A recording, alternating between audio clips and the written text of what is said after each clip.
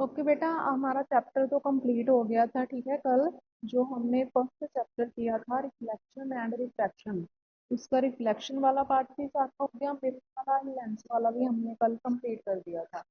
और आज उसके जो क्वेश्चंस हैं, ठीक है, टेक्स्ट बुक के आपके एनसीईआरटी क्वेश्चन जो बीच में आते हैं, ब्लू क्वेश्चन, ठीक है, बॉक्सेस में बने हुए, वो वाले क्वेश्चंस करने हैं। ठीक है, और बाद में एक्सरसाइज वाले करेंगे। तो आपका जो फर्स्ट क्वेश्चन बनता है, define the principal focus of a concave mirror. Concave mirror के केस में प्रिंसिपल फोकस क्या होता है, हमने फोकस डिस्कस भी किया था। जैसे जो कनकेव मिरर हो गया, प्रिंसिपल एक्सिस, प्रिंसिपल एक्सिस से पैरेलल जो रेज आ रही हैं, जैसे ये फर्स्ट रे हो गई एंड सेकेंड रे हो गई, मिरर को ट्राई करने के बाद जिस पॉइंट पर वो मीट करेंगी, जहां पर जे वाला पॉइंट आ गया, जहां पर वो मीट कर रही है, तो जो पिंक पॉइंट आपको शो हो रहा है वो क्या है, फोकस। ठीक है, इस पॉइंट को हम क्या बोलेंगे, फोकस, एंड एफ से रिप्रेजेंट करेंगे। ये आपका फर्स्ट क्वेश्चन है, define the principal focus of a concave mirror.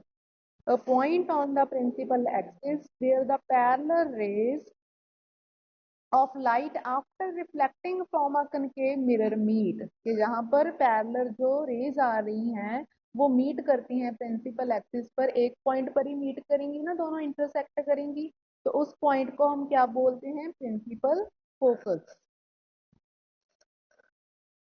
Next question है आपका, जो हमने न्यूमेरिकल किए थे, f is equal to r upon two वाले फॉर्मूले के बेस्ड। ठीक है, हमने एक फॉर्मूला डिस्कस किया था, f is equal to r upon two, जहां पर जो एफ है वो किसको रिप्रेजेंट कर रहा है, फोकल लेंथ को, एंड कैपिटल आर किसको रिप्रेजेंट कर रहा है, रेडियस ऑफ कर्वेचर को। ठीक है, तो आपको न्यूमेरिकल में क्या गिवन है, the radius of curvature of a spherical mirror is 20 centimetre. Means आपको जो आर की वैल्यू है वो गिवन है, आर की वैल्यू कितनी दी हुई है, 20 सेंटीमीटर। आपने क्या फाइंड करना है, एफ की वैल्यू। तो आर की वैल्यू पुट कर दो, यहाँ पर कितनी आ जाएगी, 20.2, कितना आ गया कैंसिल होकर, 10 सेंटीमीटर। जो 10 सेंटीमीटर आया, जो आपका आंसर आ गया, एफ की वैल्यू, जो निकाला हुआ है सोल्यूशन इसका। ठीक है, फर्स्ट 2 क्वेश्चन हो गए आपके। एनसीईआरटी क्वेश्चन है जो आपकी बुक के चैप्टर के बीच में आते हैं। ठीक है, उसके बाद है आपका third question, name a mirror that can give an erect and magnified image of an object. ऐसे मिरर का नाम बताओ, ठीक है, जो ऑब्जेक्ट की इमेज, इरेक्ट मीन्स सीधी, जैसे वो एक्चुअल में दिखने में है वैसे ही दिखे, बट उसका साइज बड़ा करे, जैसे जे ऑब्जेक्ट हो और इसकी इमेज जे वाली हो। ऐसा कौन सा मिरर है, concave mirror.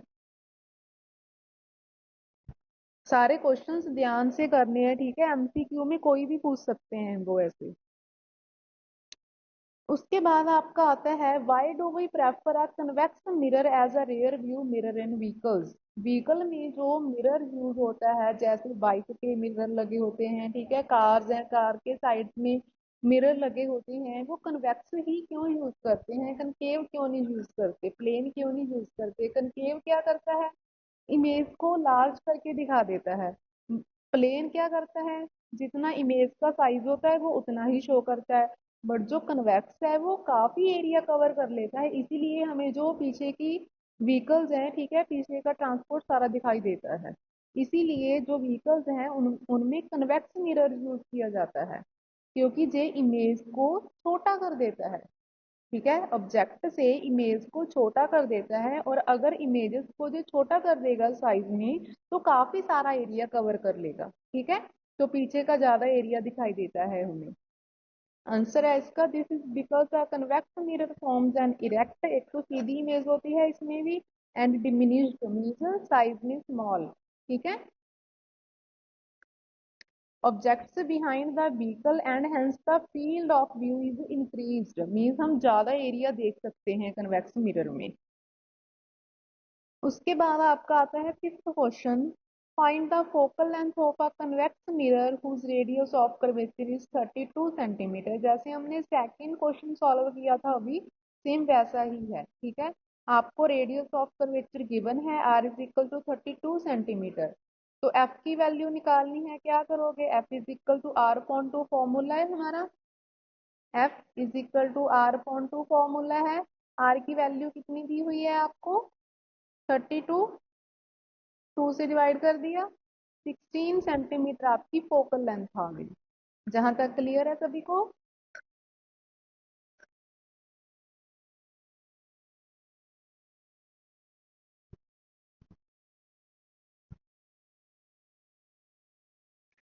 Just 10th class.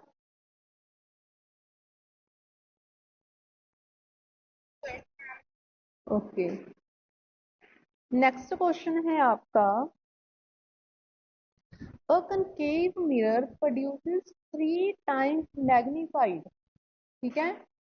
Concave mirror की बात हो रही है, जो मिरर दिया होगा आपको, जैसे कनकेव, कन्वेक्स, ठीक है, उसमें से क्या पता चलेगा आपको, साइन कन्वेंशन का।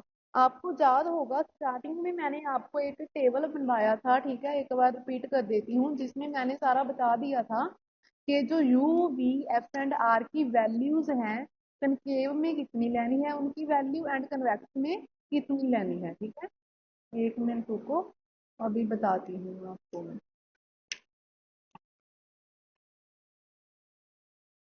जैसे हमारे पास u v f and r की वैल्यूज हैं, ठीक है। कनकेव के केस में जो u की वैल्यू है वो भी नेगेटिव रहती है, v की भी, f की भी एंड r की भी। तो आपको लर्न करना इजी हो गया कि अगर कनकेव मिरर की बात हो रही है, ठीक है, तो चाहे वो u है, means distance of object, distance of image v, focal length, radius of curvature, सभी की वैल्यू आपने नेगेटिव में लेनी है, ठीक है। उन्होंने दिया नहीं होगा, जो आपने खुद लेना होगा, उसके आगे नेगेटिव लगाना है। उसके बाद अगर आपको कन्वेक्स मिरर की बात चल रही है, कन्वेक्स मिरर के केस में सिर्फ यू ही नेगेटिव होता है, बाकी बी, एफ एंड आर जो तीनों पॉजिटिव होते हैं। तो जी आपको ध्यान रखना पड़ेगा कि कौन से मिरर की बात हो रही है। अगर कनकेव की हो रही है तो सभी चीजें नेगेटिव आएंगी, अगर कन्वेक्स की हो रही है तो सिर्फ और सिर्फ जो ऑब्जेक्ट का डिस्टेंस है वो नेगेटिव आएगा, बाकी सारी टर्म्स पॉजिटिव आनी है, ठीक है। उसके बाद आपका है, देखो उन्होंने कनकेव मिरर की बात हो रही है तो माइनस में आएंगी टर्म्स, ठीक है। A concave mirror produces 3 times magnified real image of an object placed at 10 centimeter in front of it. Where is the image located? Means उन्होंने आपको कंडीशन दे दी, ठीक है, m की वैल्यू बता दी, मैग्निफिकेशन बता दी कि m इज इक्वल टू क्या है, -3। कनकेव की बात हो रही है इसलिए हमने नेगेटिव लगाया, और 10 सेंटीमीटर बता दिया उन्होंने, किसकी बात कर रहे हैं वो, ऑब्जेक्ट की, ठीक है। तो u क्या है, ऑब्जेक्ट का डिस्टेंस, माइनस किस लिए लगाया, क्योंकि हम किसकी बात कर रहे हैं, कनकेव की, कनकेव है तो माइनस आएंगे टर्म्स, ठीक है।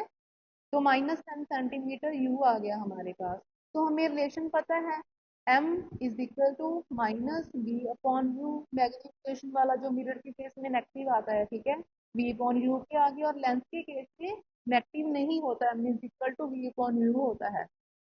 तो यहाँ पर आपको m की वैल्यू गिवन है -3, b की वैल्यू गिवन है, b की वैल्यू आपने फाइंड करनी है, u की वैल्यू गिवन है आपको -10। इसे सॉल्व करके आपके पास किसकी वैल्यू आ जानी है, b की वैल्यू आ जाएगी। 10 को मल्टीप्लाई कर देंगे हम 3 से, क्रॉस मल्टीप्लाई कर दिया, तो आपके पास -30 सेंटीमीटर b की वैल्यू आ। ऐसे न्यूमेरिकल्स आएंगे आपको, और जो न्यूमेरिकल एमसीक्यू में भी आ सकते हैं।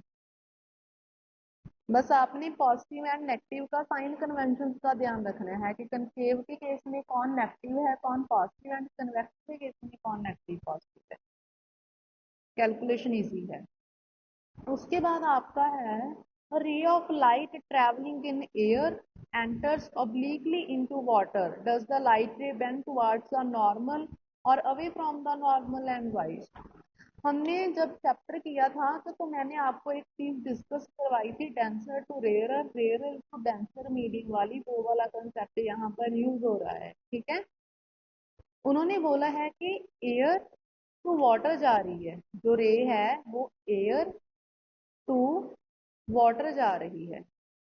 ठीक है, जो एयर है वो कौन सा मीडियम है? Rarer medium. जो वाटर है वो कौन सा मीडियम है? Denser medium. तो हमने टू कंडीशंस करी थी, rarer to denser, denser to rarer, कि जो रे ऑफ लाइट है वो नॉर्मल से अवे होगी, जहाँ पे टुवार्ड्स होगी, मैंने आपको लिखवाई हुई थी ये।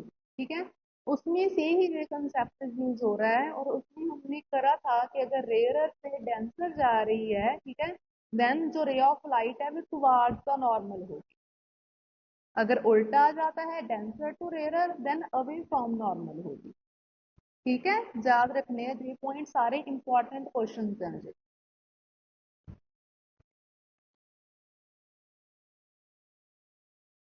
1 सेकेंड।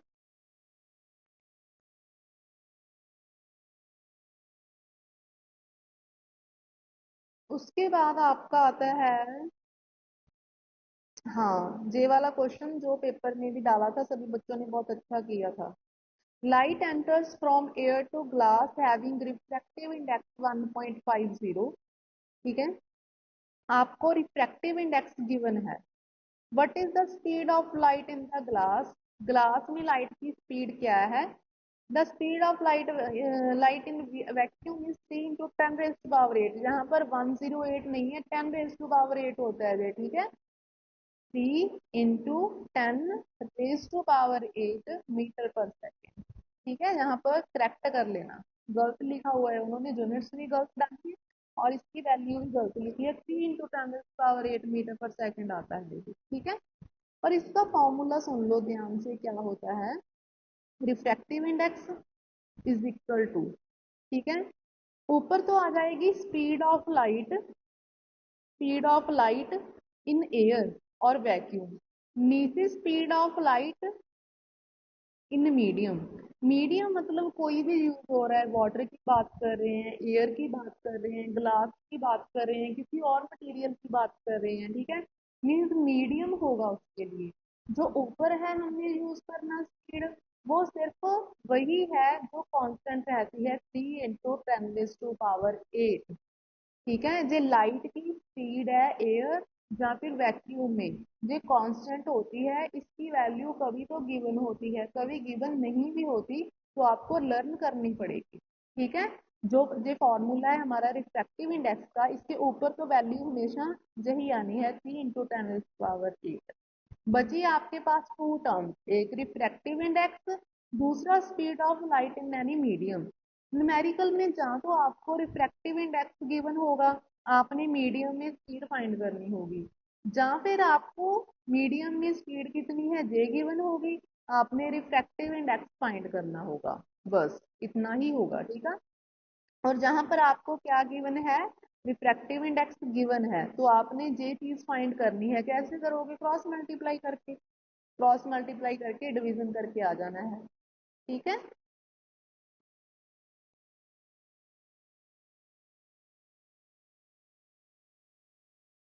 नेक्स्ट क्वेश्चन आपको अभी है नहीं जे, ठीक है, काटा गया जे, पुरानी बुक है मेरे पास, तो अब की जो आपका सिलेबस है जे वाला क्वेश्चन नहीं है। नेक्स्ट है 10th question, the refractive index of diamond is 2.42, what is the meaning of this statement? मान लो आपको सिर्फ इतना बता दिया जाए कि जो डायमंड है उसका रिफ्रैक्टिव इंडेक्स 2.42 है, तो आपको इस स्टेटमेंट से क्या पता चल रहा है?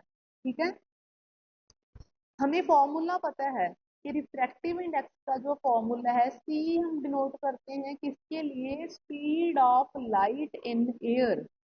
अगर आपने speed of light in air को, ठीक है, किसी सिंबल से लिखना है तो वो सी होता है। सी का मीनिंग क्या है? 3 × 10⁸ आ जाना है जहाँ पर, ठीक है, जो पहले डिस्कस किया था हमने।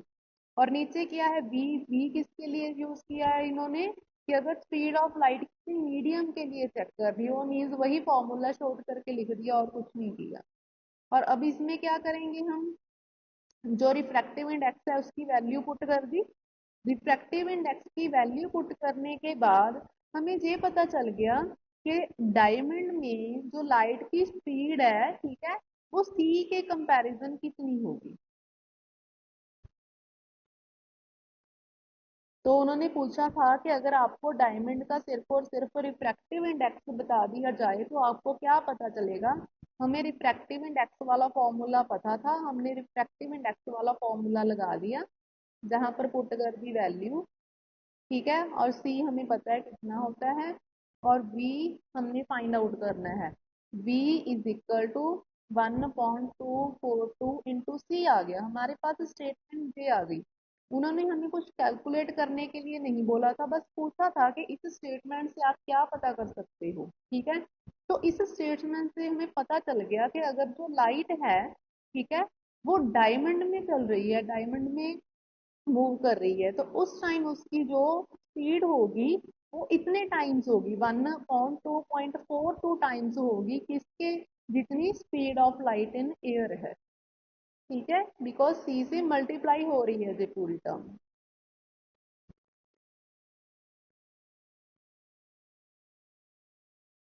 उसके बाद आपका क्वेश्चन आता है डायोप्टर। डायोप्टर हमने कल ही डिस्कस किया था, किसकी यूनिट होती है डायोप्टर, बताओ आप। डायोप्टर किस क्वांटिटी की यूनिट है।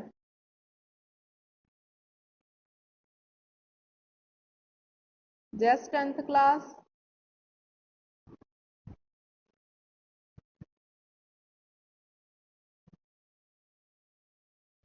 किसी को भी नहीं पता। पावर की, पावर ऑफ अ लेंस, ठीक है, इसकी यूनिट क्या होती है, डायोप्टर। डायोप्टर को हम डी से रिप्रेजेंट करते हैं, ठीक है, सुन लो ध्यान से। पावर की यूनिट होती है डायोप्टर, अगर हम लेंस की पावर निकाल रहे हैं उसकी यूनिट होती है डायोप्टर, उसको डी से रिप्रेजेंट करते हैं। एंड जो लेंस की पावर है उसका फॉर्मूला क्या था, 1/f। अगर आप फोकल लेंथ का रेसिप्रोकल ले लोगे तो वो पावर के इक्वल आ जाएगा, तो फॉर्मूला क्या बन गया, P is equal to 1/f, ठीक है। और एफ की यूनिट क्या होनी चाहिए, मीटर। तो क्वेश्चन क्या है, define one dioptre of power of a lens. Power will be one dioptre. Power one dioptre कब होगी, जब जो एफ की वैल्यू है, एफ की वैल्यू भी वन होगी, तभी पी वन की इक्वल आएगा, ठीक है। तो हम बोल सकते हैं कि जब जो फोकल लेंथ है 1 मीटर होगी, तब पावर की जो यूनिट है वो वन डायोप्टर होगी, ठीक है। आपके 10 क्वेश्चन हो गए टोटल, नंबरिंग के अकॉर्डिंग 11। जहां तक कोई डाउट है तो अभी पूछ लो, जल्दी बताओ।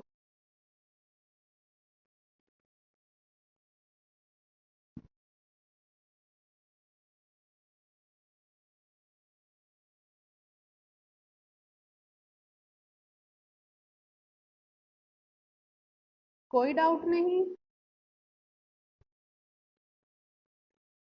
तो आगे चलो। नेक्स्ट है न्यूमेरिकल, ठीक है। हमने पहले जो न्यूमेरिकल किए थे ऐसे वो मिरर फॉर्मूला के बेस थे, उसमें क्या होता था, 1/u plus 1/v is equal to 1/f, ठीक है। तो हमारे पास क्या होता था, इस फॉर्मूले में से टू वैल्यूज गिवन होती थी और जो थर्ड वैल्यू होती थी वो हमने फाइंड आउट करनी थी, ठीक है। जैसे u v एंड f में से टू वैल्यूज गिवन होती थी कोई भी, और थर्ड हमने पता करनी होती है। वैसे ही इस लेंथ फॉर्मूले में है, चेंज क्या है, बस 1/2 के आगे नेगेटिव आ गया, बाकी सारा सेम है। जो साइन कन्वेंशन यूज करने हैं आपने वो भी वही करने हैं जो पहले करते थे। कि कनकेव के केस में नेगेटिव है सारी टर्म्स, एंड कन्वेक्स के केस में सिर्फ यू नेगेटिव है, बाकी सारी टर्म्स पॉजिटिव है। तो सबसे पहले तो ये चेक करो कि आपको लेंस कौन सा गिवन है, किस लेंस की बात हो रही है, कन्वेक्स लेंस की बात हो रही है, ठीक है। तो कन्वेक्स लेंस में हमारे पास क्या है, अ convex lens forms a real, one second, real and inverted image of a needle at a distance of 50 centimetre from it. आप इसे ट्राई करना पहले खुद, अगर कोई प्रॉब्लम होगी तो पूछ लेना, ठीक है। अदरवाइज आप जो ये न्यूमेरिकल है, जो हम स्कूल में आओगे ना जब, आप तब कर लेंगे, ठीक है। और आपको मैं आज एक वर्कशीट भी सेंड करूंगी इस चैप्टर के बेस्ड, वो भी आपने सॉल्व करनी है, ठीक है। और सैटरडे तक उसे सबमिट करना है। ये वाले क्वेश्चंस होंगे questions from previous years papers, ठीक है, जो लास्ट ईयर पेपर्स में आ रहे हैं क्वेश्चंस, उसके बेस्ड होगी आपकी जो असाइनमेंट है।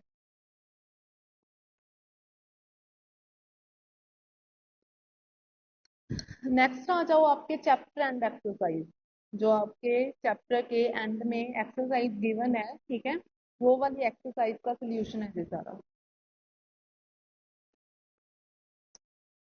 फर्स्ट क्या है, which one of the following materials can not be use to make a lens. आपको फोर मटेरियल्स गिवन है, water, glass, plastic and clay. आप कौन सा material as a lens use नहीं कर सकते? क्ले, ठीक है। तो आंसर आ जाएगा डी। मिट्टी को कैसे आप यूज कर सकते हो लेंस के लिए? सेकंड है, the image formed by a concave mirror is observed to be virtual, erect and larger than the object. When should be the position of the object. देखो जो मैंने आपको टेबल लर्न करवाया था उसमें से क्वेश्चन है, और जरूरी नहीं कि वो क्वेश्चन यही बने, कोई भी क्वेश्चन आ सकता है उस टेबल में से किसी भी कंडीशन पर, ठीक है। बहुत इंपॉर्टेंट है, उसे जरूर लर्न कर लेना। वो पूछ रहे हैं अगर जो इमेज बन रही है, ठीक है, वो वर्चुअल है, इरेक्ट है एंड लार्जर है, तो ऑब्जेक्ट की पोजीशन बताओ कि कहाँ पर रखी थी, कि जो इमेज है ऐसी बन रही है। तो आपको टेबल में से लर्न होना चाहिए कि जब हम ऑब्जेक्ट को pole and principal focus means P and F, ठीक है, दोनों के बीच में रखेंगे, तो जो इसकी इमेज बनेगी वो वर्चुअल होगी, लार्जर होगी एंड, वन सेकेंड, इरेक्ट होगी, ठीक है। थर्ड क्वेश्चन भी आपका उसी में से ही है, ठीक है, टेबल में से ही। Where should an object be place in front of a convex lens to get a real image of the size of the object. Object को, ठीक है, कन्वेक्स लेंस के सामने कहाँ रखा जाए, किस पोजीशन पर रखा जाए, जो हमें इमेज मिले वो रियल इमेज हो, और उसका साइज एज इट एज उतना ही होना चाहिए जितना उस ऑब्जेक्ट का साइज है, ठीक है। तो ये कंडीशन भी आपको टेबल में से लर्न करनी पड़ेगी। At twice the focal length, lens के केस में हमने क्या किया था, जैसे जहां पर ओ होता था ओरिजिन, कल किया था ना, जहां पर F1, जहां पर 2F1, दूसरी साइड क्या होता था, F2, 2F2। वो बोल रहे हैं on twice of focal length, means जहां पर ट्वाइस मतलब टू, जब डबल हो गई जो फोकल लेंथ है, ठीक है। अगर कन्वेक्स लेंस के केस में हम ऑब्जेक्ट को जहां पर रखेंगे तो जो इमेज है वो हमें रियल मिलेगी, ठीक है, और उसका साइज उतना ही होगा जितना ऑब्जेक्ट का साइज है।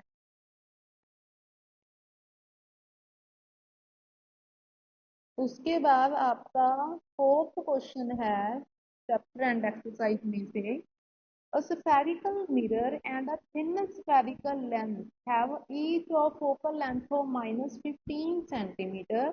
The mirror and the lens are likely to be।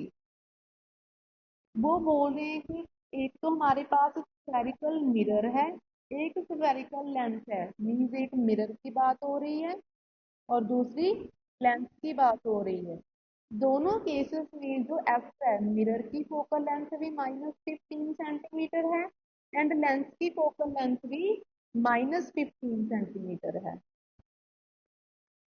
तो जो हमारे लेंस एंड मिरर है वो कौन कौन से हैं, कनकेव है, कन्वेक्स है, ठीक है, क्या है, the mirror is convex but the lens is concave. जो मिरर है वो क्या है, कन्वेक्स, जो लेंस है वो क्या है, कनकेव।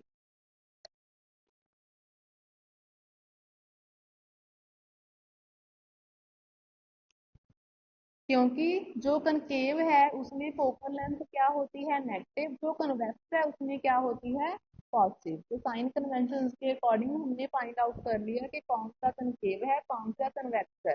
ठीक है, दोनों की सेम नहीं हो सकती, मीन्स जो ए एंड बी ऑप्शन है both are concave both are convex, वो तो हो ही नहीं सकता। ठीक है, उसके बाद आपका आता है फिफ्थ क्वेश्चन। ठीक है, एमसीक्यूज चल रहे हैं जी आपके। No matter how far you stand from a mirror, your image appears erect. The mirror is likely to be. वो बोल रहे हैं कि आप मिरर के जितना मर्जी नजदीक खड़े हो या फिर जितना मर्जी उससे दूर खड़े हो, योर इमेज अपीयर्स इरेक्ट, जो आपकी इमेज बन रही है मिरर में वो हमेशा सीधी ही बनेगी। The mirror is likely to be, ऐसा कौन सा मिरर है, ठीक है, जो ये वाली प्रॉपर्टी शो करता है, कंसिडर डी, इधर प्लेन और कन्वेक्स, जहाँ तो वो प्लेन हो सकता है जहाँ फिर वो कन्वेक्स होता है। जो हम नॉर्मली मिरर यूज करते हैं घर में देखने के लिए वो प्लेन मिरर होता है। ठीक है, और उसके बाद आपका सिक्स एमसीक्यू है, which of the following lenses would you prefer to use while reading small letters found in a dictionary. ठीक है, ए तो आ गया convex lens of focal length 50 centimetre, focal length 5 centimetre. ठीक है, कनकेव लेंस की 50 centimetre, concave lens की focal length 5 centimetre. आप इनमें से कौन सा यूज करोगे, सी आएगा इसका आंसर, बिकॉज जो मैग्नीफाइंग पावर होती है, ठीक है, वो 1/f होती है, मीन्स फोकल लेंथ का रेसिप्रोकल। ठीक है, जिस एफ की वैल्यू सबसे कम होगी वो यूज करेंगे हम, एंड कन्वेक्स लेंथ यूज करेंगे। कन्वेक्स के केस पर यहाँ पर 50 सेंटीमीटर है, एक 5 सेंटीमीटर है। अगर हम 1 को 5 से डिवाइड करें एंड 1 को 50 से डिवाइड करें तो हमारे पास लार्ज वैल्यू कौन सी होगी, ये वाली। ठीक है, तो ये ज्यादा मैग्नीफाई करके दिखाएगा, तो इसलिए हम 5 सेंटीमीटर फोकल लेंथ वाला यूज करेंगे लेंस। जहां तक क्लियर है सभी को?